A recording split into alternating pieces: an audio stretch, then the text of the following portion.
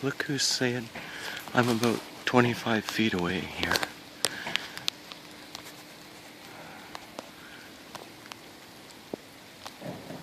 Look who's bedded down, staying out of the rain. She's pretty. Oh my, I feel really privileged just to be this close. I'm just going to check on a birch tree to see if there's still chaga growing on it. And there she is. I'm going to leave her alone.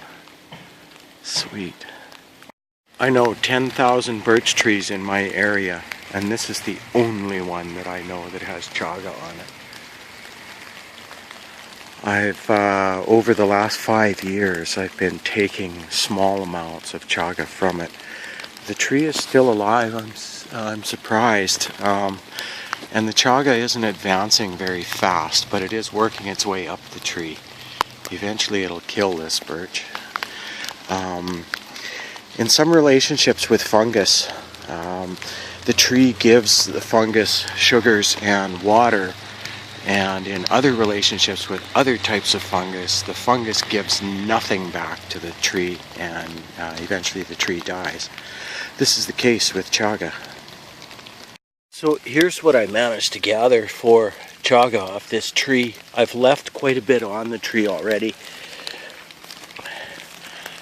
Here's a spot where I pried some away. You can see it's lighter underneath. And there. But I've left all of the growths up above this that are working their way up the tree. I've left them alone because this is a rare and precious resource for me.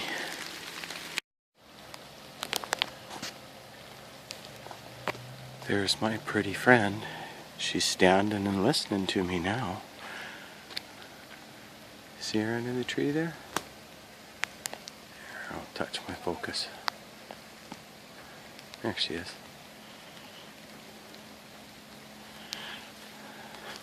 She has fawns. I haven't seen them today. But we just kind of keep it a secret how close to everybody she lives. I don't dare name her. Alrighty then. I'd take her home. Oh yeah. You're pretty. Are you gonna let me go by? You don't have to run. It's alright. That's a beautiful whitetail doe. She might weigh, as she stands there, 120 pounds maybe. Bye, Mama. See ya. Bye-bye. So, I got my chaga wrapped up in my little bandana here, and we're gonna go home. I'm kind of sick with a cold and whatnot, and so I came to get the chaga to make teas with. See, we're not very far from houses over here. So, you know, you don't always have to go out into the woods to forage. I'm actually sitting here at a really nice source of rosehips, and they're in a boulevard right downtown in the community I live in. They're loaded with vitamin C. I'm gonna pick a few.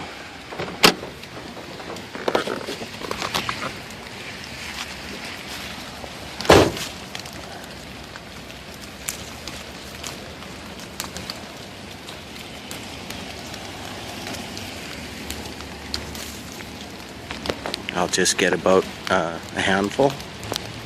So here's my handful of rosehips.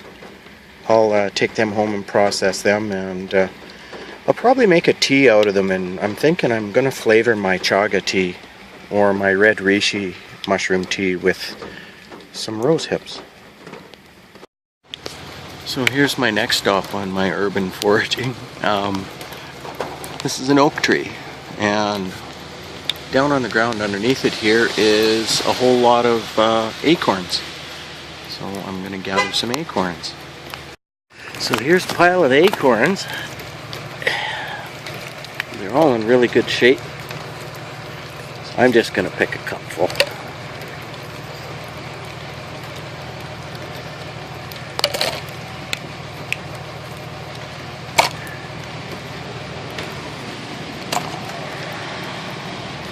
This is more just for show and tell than anything. Okay, got them. So, there they are. There's my acorns. And I guess it's time to go home and get dry and make some tea. So here's the results of about 15 minutes of gathering from 2 locations. So this is the chaga.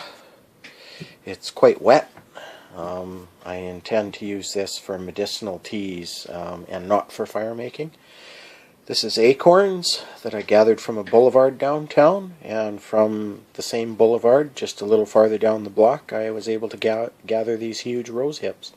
So I got my vitamin C. There's you can process these and change the water several times and leach the acid compounds out of them and make them edible.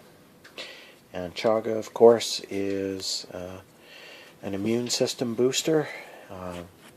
Has anti-cancer properties. Your 2 methods for extracting to get the active ingredients out of the chaga would be water extraction by boiling and solvent extraction by using alcohol and grinding this up and putting it with, say, something like vodka, a neutral kind of flavored spirit, and that will extract components that boiling alone cannot extract from the chaga. Anyways, viewers, this is what I'm doing on a rainy day off, and I'm going to stay warm, enjoy my fire, and try and get a video out for you.